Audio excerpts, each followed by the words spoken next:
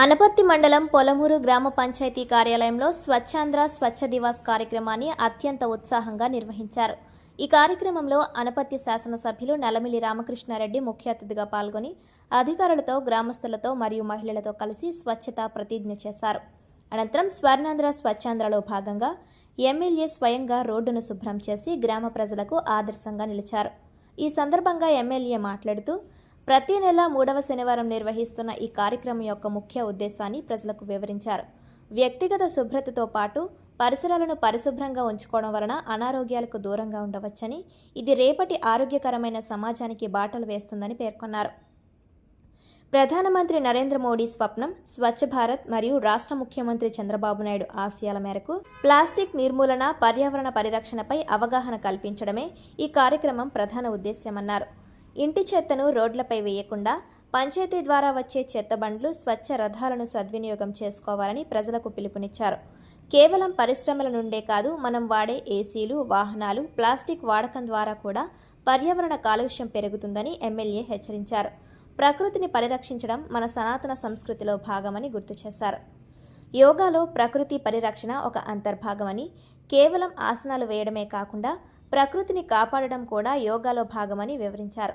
కేవలం సమావేశాలకే పరిమితం కాకుండా ఈ కార్యక్రమ స్ఫూర్తిని ప్రతి ఒక్కరూ అలవర్చుకోవాలని, స్వచ్ఛతను నిత్య జీవితంలో భాగం చేసుకోవాలని ఎమ్మెల్యే నల్లమిల్లి కోరారు. ఈ కార్యక్రమంలో స్థానిక ఎన్డీఏ నాయకులు, కార్యకర్తలు, ప్రభుత్వ అధికారులు, గ్రామ మహిళలు పాల్గొన్నారు.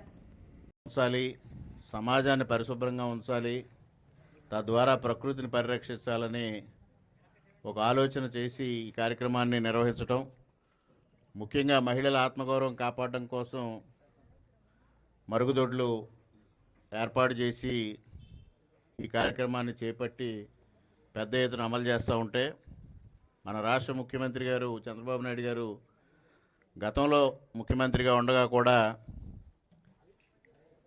ఈ క్లీన్ అండ్ గ్రీన్ అనే కార్యక్రమాన్ని తీసుకున్న రోజు పెద్ద ఎత్తున గ్రీనరీ పెంచడం, పరిసరాలను క్లీన్గా ఉంచడం అనే దానిపైన ప్రత్యేకమైన శ్రద్ధ కలిగి ఉండేవారు ఆ రోజుల్లో.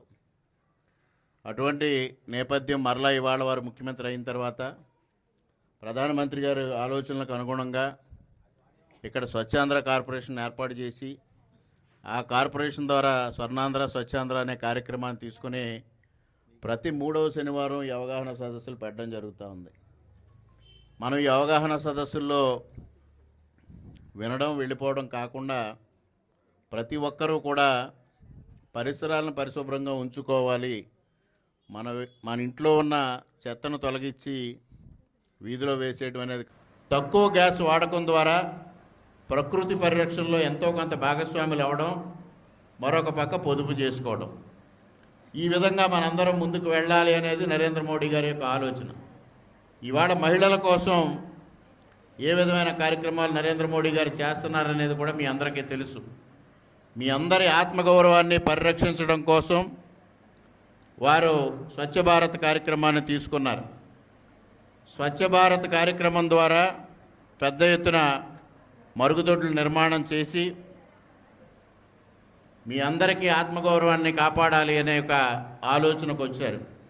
స్వచ్ఛ భారత్ కార్యక్రమంలో 12 కోట్ల టాయిలెట్స్ని నిర్మాణం చేయడం జరిగింది దేశవ్యాప్తంగా.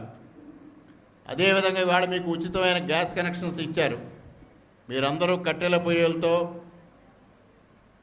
కంటి ఆరోగ్యం, మరొక పక్క ఊపిరితిత్తులకి అనారోగ్యం రావడం అనేది సంభవిస్తూ ఉంది. కాబట్టి కంటికి అనారోగ్యం ప్లస్ ఊపిరితిత్తులకు కూడా అనారోగ్యం. అందువల్ల ఉచితమైన గ్యాస్ కనెక్షన్స్ ఉజ్వల పథకం ద్వారా 10.5 కోట్ల మందికి గ్యాస్ కనెక్షన్స్ పంపిణీ చేయడం జరిగింది. అదేవిధంగా ఇవాళ ఏదైతే జన్ధన్ యోజన పథకం ద్వారా ఉచితంగా బ్యాంక్ అకౌంట్స్ 0 బ్యాలెన్స్తో ఓపెన్ చేయడం జరిగింది. దేశవ్యాప్తంగా 55 కోట్లు చేస్తే అందులో మహిళలకే 32 కోట్లు ఈ జన్ధన్ ఖాతాలు ప్రారంభించడం జరిగిందనేది కూడా, బాలికలకు విద్య ఇవ్వాలి, వారిని సంరక్షించాలి అనేది కూడా ప్రధానమైన అంశంగా ఇవాళ తీసుకోవడం.